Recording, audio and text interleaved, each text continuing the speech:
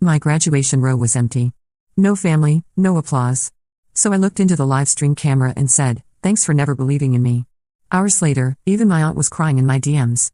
My name is Sarah Martinez, and yesterday I graduated summa cum laude from medical school. You'd think that would be cause for celebration, right? Well, let me tell you about my family first, and then you'll understand why my graduation row looked like a graveyard. Growing up, I was always the difficult one. My parents, Linda and Robert, had my older brother James first. James was their golden boy, captain of the football team, popular, charming, but barely scraped by with C's and D's. Then there was my younger sister Emma, who was the family princess, pretty, social, but also academically mediocre. And then there was me, stuck in the middle, with my nose always in a book and zero interest in the social hierarchies that seemed to matter so much to everyone else. From the time I was maybe 10 years old, my parents made it clear that my academic achievements were nice but not really important. When I'd bring home straight A's, my mom would say things like, "That's great, honey, but you really need to work on making friends." When I won the science fair 3 years running, my dad would joke, "Well, someone has to be the nerd in the family." But when James scored a single touchdown or Emma got asked to homecoming, suddenly it was time for celebration dinners and Facebook posts. The real breaking point came during my senior year of high school. I had been accepted to a prestigious pre-med program with a full scholarship. Full ride? Everything paid for. But my parents were more excited about James getting accepted to the local community college for general studies and Emma making varsity cheerleader as a sophomore. At dinner the night I got my acceptance letter, I was trying to tell them about the scholarship when my dad interrupted me. "Sarah, that's nice and all, but you need to be realistic. Medical school is incredibly expensive, and frankly, we're not sure you have what it takes. Maybe you should consider something more practical." My mom nodded along, setting down her coffee cup with a sigh. "Your father's right. And besides, you'll probably just end up getting married and having kids anyway. James is going to need our support for college, and Emma will too when her time comes." She worked as a receptionist at a dental office, and my dad managed a small hardware store, steady jobs that had always been enough for them, but they'd never understood ambition beyond comfort. That's when I realized they had never planned to help me pay for college at all. The money they'd been saving in their education fund was exclusively earmarked for James and Emma. I was expected to figure it out on my own. "But Mom, I have a full scholarship. You don't have to pay anything." "Oh, Sarah," my mom sighed, "you always were a dreamer. Pre-med is just so competitive. What if you don't get into medical school? Then what? At least if James gets his associate's degree, he can get a decent job." My Aunt Carol, my mom's sister, was there that night. She laughed, actually laughed, and said, "Linda's right, Sarah. You're setting yourself up for disappointment. I've never seen you as the doctor type anyway. You're too, I don't know, awkward with people." That was 8 years ago, and I swear it still stings like it happened yesterday. But here's the thing, their doubt became my fuel. Every time I wanted to quit during those brutal pre-med courses, I remembered my dad saying I didn't have what it takes. Every time organic chemistry made me want to cry, I thought about my mom assuming I'd just get married instead. Every all-nighter during medical school, every failed practice exam that I had to retake, every time I felt like I was drowning, I remembered that dinner. I worked 3 part-time jobs during undergrad to cover living expenses my scholarship didn't handle. I tutored other students, worked in the campus bookstore, and did data entry remotely until 2 a.m. most nights. My GPA never dropped below 3.9. I scored in the 95th percentile on the MCAT. I got into my top choice medical school with another scholarship that covered 75% of tuition. And through all of this, 4 years of undergrad, 4 years of medical school, my family's attitude never changed. They came to my high school graduation, but spent the whole time talking about James's plans for community college. They didn't come to my college graduation because it was the same weekend as Emma's prom, which was apparently more important. When I got into medical school, my mom's response was, "Well, let's see if you actually finish." The worst part was how they talked about me to extended family. I found out through my cousin Mike that my parents would tell people I was still in school with this kind of embarrassed tone, like I was a 26-year-old failure living in their basement instead of someone earning a medical degree. They'd brag about James's job at a local insurance company and Emma's engagement to her high school boyfriend, but I was just still studying. Meanwhile, James had dropped out of community college after a year and was working dead-end jobs. Emma had gotten pregnant at 19, married quickly, and was now divorced with 2 kids at 23. But somehow they were still the success stories, and I was still the family disappointment. The final straw came 6 months ago during Christmas dinner. I had just finished my surgery rotation and was exhausted but happy. I'd gotten excellent evaluations and was being considered for a competitive residency program. I was trying to share this with my family when my Aunt Carol interrupted me. "You know, Sarah, I have to ask, when are you going to stop playing school and get a real job? You're 27, you're not getting any younger, and this whole doctor thing. I mean, come on. You've been in school forever. Don't you think it's time to face reality? My dad nodded. Carol's got a point. Sarah, you could get a job as a nurse or something medical adjacent. You don't have to keep chasing this impossible dream. It's not impossible, I said quietly. I'm literally 6 months away from graduating medical school. My mom laughed. Oh, honey, you've been saying you're almost done for years now. We'll believe it when we see it. But what really broke me was what happened next. Emma, who had been quiet up until then, suddenly perked up. Oh my God, speaking of careers, did I tell you guys? Kevin got promoted to assistant manager at the sporting goods store. We might actually be able to afford a house now. And just like that, the entire table exploded in congratulations. My dad was patting Emma's shoulder, my mom was clapping, Aunt Carol was asking about their house hunting plans. This was what excitement looked like in my family. This was what pride looked like. Assistant manager at a sporting goods store warranted more enthusiasm than my surgical rotation evaluations. I sat there watching them celebrate Emma's boyfriend's promotion, not even Emma's achievement, but her boyfriend's promotion, while my news about potentially matching with a top-tier surgery program had been dismissed as unrealistic dreaming. The contrast was so stark it was almost funny. Almost. That's wonderful, Emma, I said when there was a break in the congratulations. I'm happy for you both. Thanks, Sarah, Emma said, then added with what I'm sure she thought was kindness, maybe when you're done with school, you can move back here too. There's a really nice urgent care clinic that's always hiring nurses. The assumption that I'd end up as a nurse wasn't even what bothered me most. It was the automatic assumption that I'd move back to my hometown, that I'd want to be close to them, that their geographic area represented the pinnacle of career success. As if the idea that I might want to work at a major medical center in a different city was incomprehensible. I'm not going to be a nurse, Emma. I'm going to be a surgeon. Uncle Dave, who rarely spoke during family gatherings, chose that moment to offer his wisdom. You know, Sarah, there's nothing wrong with nursing. My buddy Rick's daughter is a nurse and she makes decent money. Sometimes it's better to be realistic about your limitations. My limitations. As if scoring in the 95th percentile on the MCAT was a limitation. As if graduating summa cum laude from my undergraduate program was settling. As if getting into medical school on scholarship was just lucky. What limitations are those, Uncle Dave? I asked. He shifted uncomfortably. Well, you know. Being a surgeon is really demanding. Long hours, high stress. And you've always been kind of sensitive. Sensitive. That was their code word for the fact that I'd shown emotion when they dismissed my achievements. That was their explanation for why I'd gotten upset when they forgot my birthday 3 years running but threw elaborate parties for James and Emma. I was sensitive because their treatment of me hurt my feelings. Dave's right, my mom jumped in. Surgery is really competitive, Sarah. Maybe you should consider family medicine or something less stressful. Less stressful. As if any medical specialty was unstressful. As if I hadn't already proven I could handle stress by working multiple jobs while maintaining a near-perfect GPA. As if I hadn't just successfully completed a surgery rotation where I regularly worked 80-hour weeks. I've already been working in surgery for the past 3 months, I said. My attending physicians think I have real potential. Dr. Williams said I have some of the best suturing technique he's seen in a student. That's nice, dear, my mom said in the same tone she'd use if I told her I'd learned to tie my shoes. That's when James decided to contribute to the conversation. You know, Sarah, maybe mom and dad are right. I mean, look at how long you've been in school already. Don't you want to start making money? Start a family? Live in the real world? The real world. As if medical school existed in some fantasy dimension. As if the patients I'd helped treat, the surgeries I'd observed and assisted with, the life and death decisions I was learning to make weren't part of the real world. I'm living in the real world, James. I'm just living in a part of it that requires more than a high school education. The words came out sharper than I intended, and the table went quiet. James's face flushed red. There's nothing wrong with honest work, Sarah. Not everyone needs to be a big shot. I never said there was anything wrong with honest work. But there's nothing wrong with ambitious work either. My Aunt Carol leaned forward then, and I could see she was gearing up for one of her lectures. Carol had always positioned herself as the family wisdom dispenser, despite having never achieved anything particularly noteworthy herself.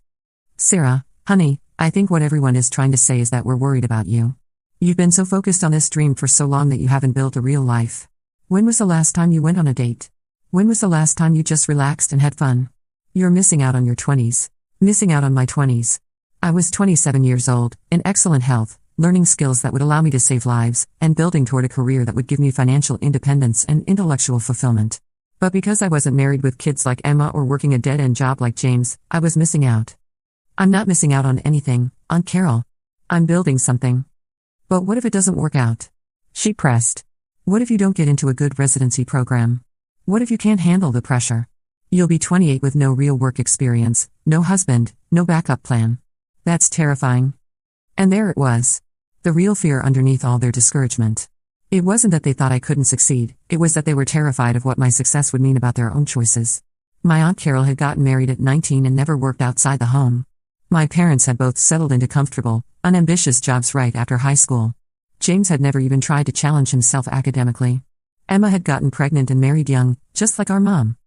My success threatened their narrative that their paths were not just acceptable, but optimal. If I could become a surgeon, if I could build a life I wanted through hard work and determination, then what did that say about their decisions to play it safe? I do have a backup plan, I said quietly. It's succeeding. My dad shook his head. That's not a plan, Sarah. That's wishful thinking. No, Dad. Wishful thinking is assuming that things will work out without effort. I've been putting in the effort for 8 years. I've earned my place in that program. But medical school is just the beginning, my mom said. Residency is even harder.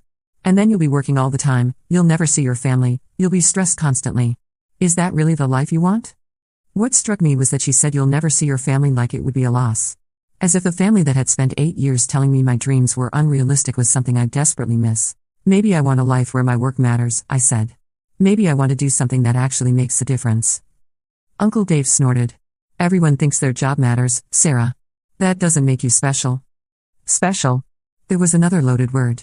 Growing up, anytime I achieved something academic, there was always an undercurrent of don't think you're special. Don't think you're better than us. Don't get too big for your britches. Stay humble.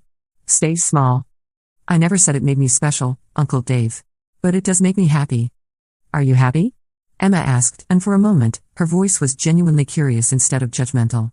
Because you always seem so stressed when we see you. I looked at her, really looked at her, and realized she genuinely couldn't understand. Emma had never wanted anything badly enough to work for it the way I'd worked for this. She'd never had a dream that required sacrifice, that required choosing delayed gratification over immediate comfort. I'm happy when I'm in the operating room, I said. I'm happy when I can help someone. I'm happy when I understand something complex that I didn't understand before. I'm stressed when I come here and have to defend my choices to people who've never tried to understand them. The silence that followed was heavy and uncomfortable. I could see my mom and Carol exchanging glances, my dad staring at his plate, James looking anywhere but at me. Finally, my mom spoke. We just want what's best for you, honey. No, you don't, I said, and the words surprised even me with their certainty. You want what's comfortable for you. You want me to make choices that don't challenge your worldview or make you question your own decisions. You want me to fail so you can say you were right all along. Sarah. My mom gasped. That's a terrible thing to say. Is it wrong, though? Another silence. Longer this time. Carol was the one who broke it. You know what, Sarah? Fine. Prove us wrong. Graduate from medical school.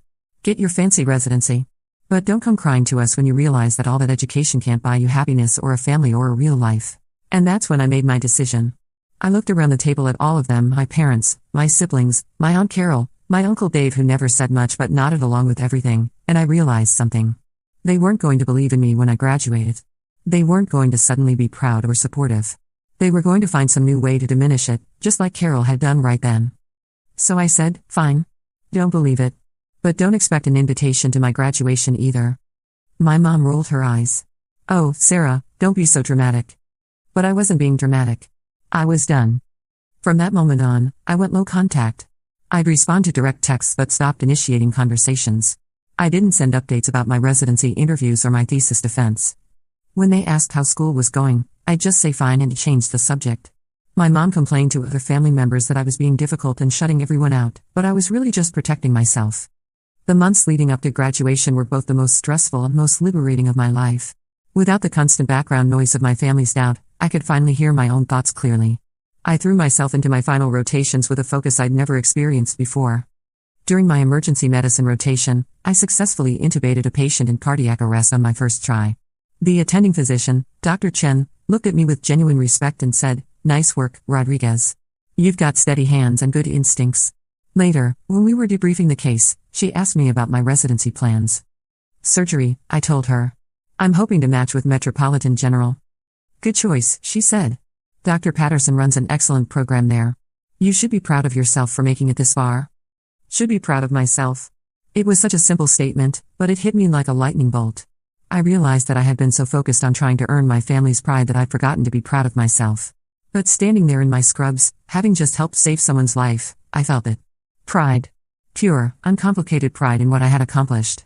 That night, I called my best friend from medical school, Jessica, who had matched with a pediatrics program in Seattle. We'd become close during our second year when we were both struggling with anatomy and decided to form a study group. Unlike my family, Jessica understood the sacrifices medical school required. "Jess," I said when she picked up, "I think I'm actually going to do this." She laughed. "Sarah, you've been doing it for 4 years. You're 3 months away from being Dr. Rodriguez."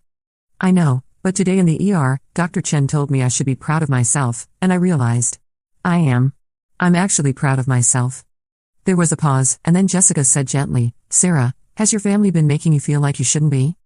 I'd never talked to Jessica about my family's situation in detail. I'd mentioned that they weren't supportive, but I'd never explained the full extent of their negativity. That night, I told her everything. The dismissive comments, the constant suggestions that I was being unrealistic, the way they celebrated James's and Emma's mediocre achievements while treating my successes like they were inevitable disappointments waiting to happen. "That's emotional abuse," Jessica said when I finished. "Sarah, that's not normal family behavior. Parents are supposed to support their children's dreams, not tear them down." Hearing someone else name it was both validating and heartbreaking. I'd spent so many years thinking maybe they were right, maybe I was being unrealistic, maybe I was too sensitive. But Jessica's reaction made me realize that no, their behavior was not normal or acceptable. "The worst part," I told her, "is that I'm starting to succeed in spite of them, but I still find myself wishing they could be proud of me." "Of course you do," Jessica said. "They're your family. It's natural to want their approval.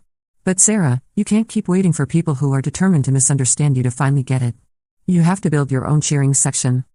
That conversation changed something fundamental for me. I started paying attention to the people who did support me. Dr. Martinez, my biochemistry professor, who had written me a glowing recommendation letter and told me I had exceptional analytical skills and the dedication to match. Dr. Williams from my surgery rotation, who had specifically mentioned my natural surgical instincts in my evaluation. My study group friends who celebrated each other's victories and provided support during the low moments. I started going to the medical school's networking events and connecting with residents and attendings who shared my interests. I joined the Student Surgical Society and volunteered for medical missions in underserved communities. Slowly, I built a professional family of people who understood and valued what I was trying to achieve. The contrast became even more stark during my final semester. While I was interviewing for competitive residency positions and working on my thesis research, my biological family's communications became increasingly tone-deaf. My mom texted me pictures from Emma's baby shower for her second child, with messages like, "Look how happy Emma is. Don't you want this kind of joy in your life?" As if I was incapable of joy because I wasn't pregnant at 26. James sent me a LinkedIn article about work-life balance with a note saying, "Thought you might find this interesting since you're always so stressed about school." The article was about corporate burnout, as if 8 years of medical training was equivalent to being overworked at an office job. Aunt Carol forwarded me a news article about physician suicide rates with the message, "Just thought you should see this before you commit to such a demanding career." Because nothing says family support like sending articles about how your chosen profession might drive you to suicide.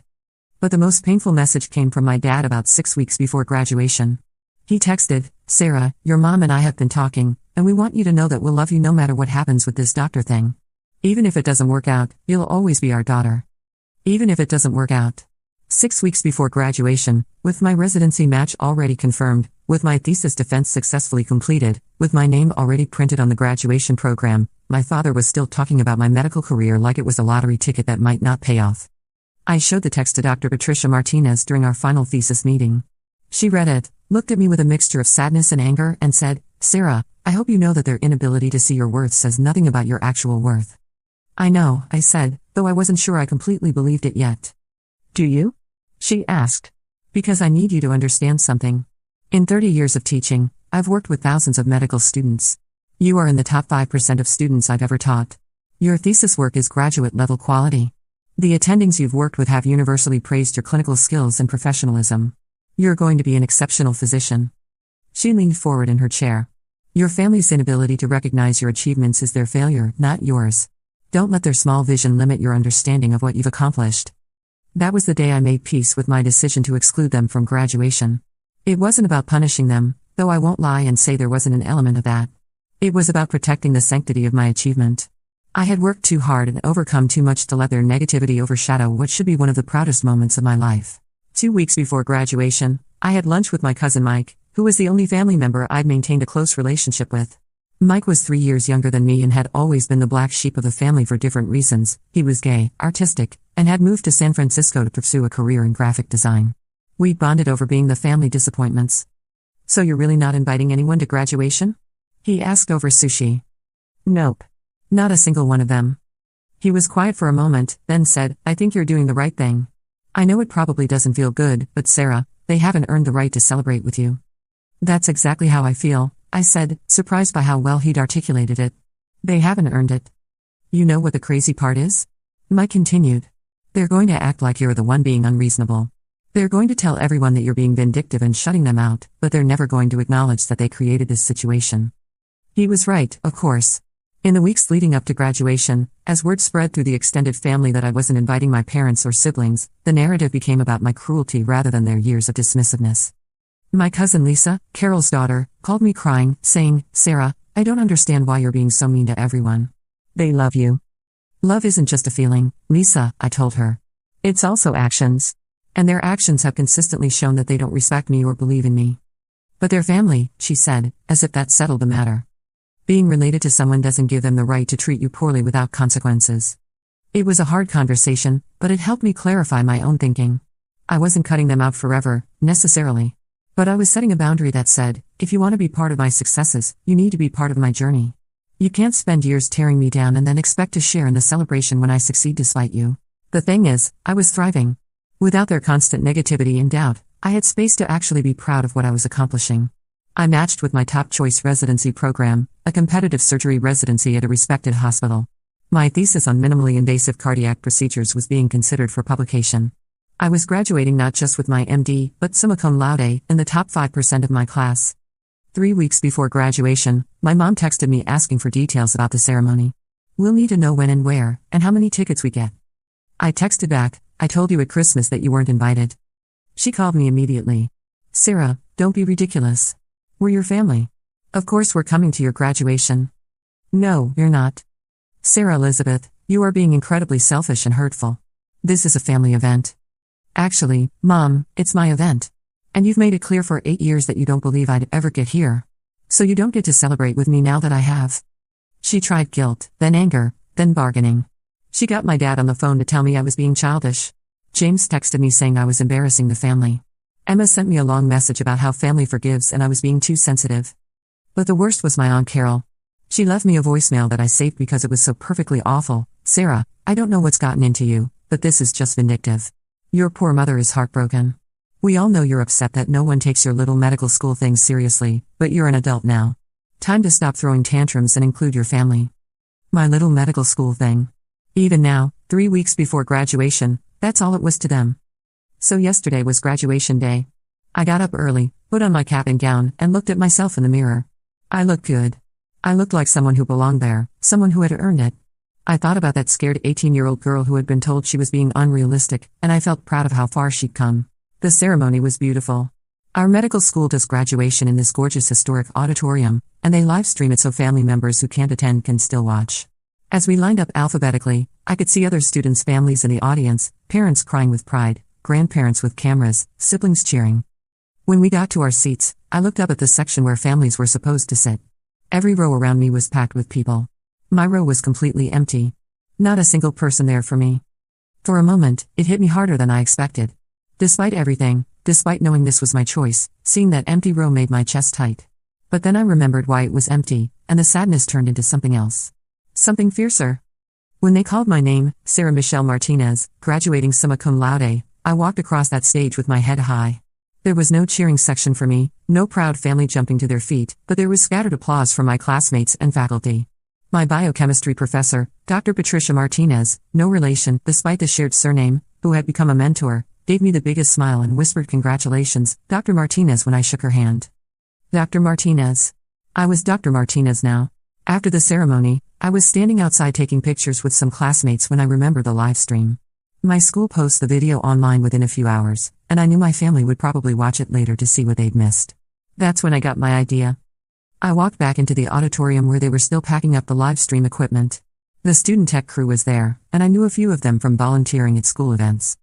"Hey, Marcus," I said to the student running the main camera. "Is this thing still recording?" Yeah, we're just getting some closing shots of the auditorium. Why? Could I? Could I say something into the camera? It'll just take a minute. Marcus looked confused but shrugged. Sure, I guess. This is all going in the archived footage anyway. So I stood there, in my cap and gown, looking directly into the camera, and I said what I'd been wanting to say for 8 years. Hi, Mom. Hi, Dad. Hi, Aunt Carol. I know you're probably watching this later since you decided not to come today. I just wanted to take a moment to thank you. Thank you for never believing in me. Thank you for telling me I wasn't smart enough, dedicated enough, or realistic enough to become a doctor. Thank you for making it clear that my achievements didn't matter to you, because it taught me that they had to matter to me. Thank you for doubting me every step of the way, because your doubt taught me to believe in myself. I paused, looking directly into the lens. I graduated today summa cum laude from one of the top medical schools in the country. I'm starting my surgical residency at Metropolitan General Hospital in 3 weeks. I'm going to save lives, and I'm going to be damn good at it. And I did it all without a single bit of support or encouragement from any of you. So really, thank you. You taught me I could do anything as long as I didn't listen to you. I smiled then, not a bitter smile, but a genuinely happy one. Oh, and Aunt Carol? It wasn't a little medical school thing. It was a big medical school thing. A huge one, actually. Goodbye. Marcus was staring at me with his mouth open when I finished. Damn, he said. Should I cut that out? Nope, I said, pulling off my cap and letting my hair down. Leave it in. I went home, ordered Chinese takeout, opened a bottle of wine I'd been saving, and watched Netflix. It was honestly one of the most peaceful evenings I'd had in years. I was finally done. Done with school, done with trying to prove myself to people who would never see me, done with carrying their doubt around like a weight. I figured the video would go online and maybe my family would see it eventually. I thought they might call to yell at me, or maybe they'd just pretend it never happened. What I didn't expect was what actually occurred. Around 10 p.m., my phone started buzzing. Text after text, missed call after missed call. I ignored it at first, but it kept escalating. Finally, I looked. The messages weren't from my immediate family. They were from everyone else. My cousin Mike, holy shit Sarah, I just saw your graduation video. I had no idea they treated you like that. I'm so sorry and so proud of you. My high school friend Jessica, Sarah. Your graduation speech is going viral on TikTok. You're a badass and an inspiration. My uncle Dave, I'm ashamed of how we treated you. You deserved better. Congratulations, Dr. Rodriguez. Someone had recorded my speech on their phone and posted it on social media. It was spreading fast. But the message that broke me was from my cousin Lisa, Aunt Carol's daughter. Sarah, I just watched your graduation video and I'm sobbing. I had no idea Mom and your parents were so awful to you about medical school. I always thought you were the coolest person in our family and I never understood why the adults acted like you were failing at life when you were literally becoming a doctor. I'm in college now and my parents are pressuring me to drop my engineering major because it's too hard for girls, and watching you today made me realize I don't have to listen to them. Thank you for showing me what it looks like to believe in yourself. That's when I started crying. Happy tears, proud tears, relieved tears. The messages kept coming all night. High school classmates I hadn't talked to in years. People from college. Fellow medical students who had seen the video. Even some of my professors. But the one that shocked me the most came at 2 a.m. From my Aunt Carol. Sarah, I just saw your speech. I can't stop crying. I don't know what to say except that I'm sorry. I'm so sorry. You were right about everything. I was jealous of your intelligence and your drive, and instead of being proud of you, I tried to tear you down. I've been thinking about it all night, and I realize I've done this your whole life. Your mom called me after she saw the video and we both just cried. We failed you. I failed you. I'm so proud of you for becoming the person you are despite us, not because of us. I don't deserve your forgiveness, but I hope someday you might give it anyway. Congratulations, Dr. Rodriguez. You earned every bit of it. I stared at that message for a long time. Carol had never, not once in my life, admitted she was wrong about anything. She'd never apologized to anyone in the family. But there it was. My mom texted an hour later, I saw the video. I saw Carol's message to you. She's right. We failed you. I failed you. I don't know how to fix this, but I want to try. I love you and I'm proud of you and I should have said that 8 years ago. My dad's message was shorter, you're right. I'm sorry. Congratulations, doctor. Even James sent something. I know I don't deserve to say this, but I've always been proud of you. I was just too insecure about my own failures to admit it. You're incredible. Emma wrote a long message about how she'd always looked up to me but felt like she couldn't say so because Mom and Dad never seemed proud of me, so she thought maybe there was something wrong with being smart. She said watching my speech made her realize she wanted to go back to school. By morning, my phone had over 200 messages. Friends, family, acquaintances, even strangers who had seen the video online. The overwhelming theme was the same: people telling me they were proud of me, people sharing their own stories of unsupportive families, people saying my speech had inspired them to pursue their own dreams despite the doubters. I found out later that the video had been shared thousands of times across different platforms. Someone had put it on YouTube with the title "Medical Student's Graduation Speech to Unsupportive Family Will Make You Cry," and it had hundreds of thousands of views. The comments were incredible: people sharing their own stories, people talking about family members who had doubted them, people saying they were going to show the video to their kids to teach them about perseverance. But the most surreal part was when local news stations started reaching out. One reporter wanted to do a story about overcoming family doubt to achieve your dreams. A podcast about women in medicine asked if I wanted to be interviewed. The hospital where I'm starting my residency called to tell me they'd seen the video and were even more excited to have me on their team. It's been 48 hours now, and I'm still processing all of this. I went from having no family support to having more support than I knew what to do with. My Aunt Carol, who had been my biggest critic, left me another message yesterday saying she'd bought 5 copies of a book about supporting children's dreams and was giving them to everyone in the family. My mom called and actually apologized properly. Not a fake apology where she made excuses, but a real one where she took responsibility. She said, "I was wrong, Sarah. I was wrong about everything. I let my own insecurities and fears make me dismiss your dreams, and I taught your siblings and Carol to do the same thing. You deserved parents who believed in you, and instead you got parents who made you feel like you had to prove yourself to everyone. I can't take that back, but I want to do better now." The conversation was awkward and emotional, but it felt real in a way our conversations hadn't felt in years. Here's the thing though, and this is important: I don't regret shutting them out of my graduation. I don't regret my speech. And I'm not going to pretend that their apologies erase 8 years of making me feel like I wasn't good enough. But I am glad they finally see me for who I am. I'm glad my cousins who are still in school saw that it's possible to succeed despite family doubt. I'm glad that somehow my moment of frustration turned into something that resonated with so many people. My residency starts in 2 weeks. My mom asked if she could take me out to dinner to celebrate before I start, and I said yes. We're going to have a lot to work through, and I'm not sure our relationship will ever be what it could have been if they'd supported me from the beginning. But maybe it can be something new, something honest. My Aunt Carol asked if she could frame a photo of me in my cap and gown to put on her mantelpiece. I said yes to that too. And you know what? When I start saving lives in the operating room, when I'm Dr. Rodriguez making split-second decisions that matter, I'll remember this feeling. Not the hurt from years of doubt, but the pride from proving them all wrong. The satisfaction of becoming exactly who I was meant to be, with or without their belief. Sometimes the best revenge is just living well. And sometimes, if you're really lucky, the people who doubted you will finally see what they missed. I'm Dr. Sarah Martinez now. And I got here all by myself. Update: I'm overwhelmed by all the responses to this post. Thank you to everyone who shared their own stories and congratulations. A few people asked what specialty I'm going into. I'm starting a general surgery residency with the goal of specializing in cardiothoracic surgery. Yes, it's going to be brutal, but I've been preparing for brutal my whole life.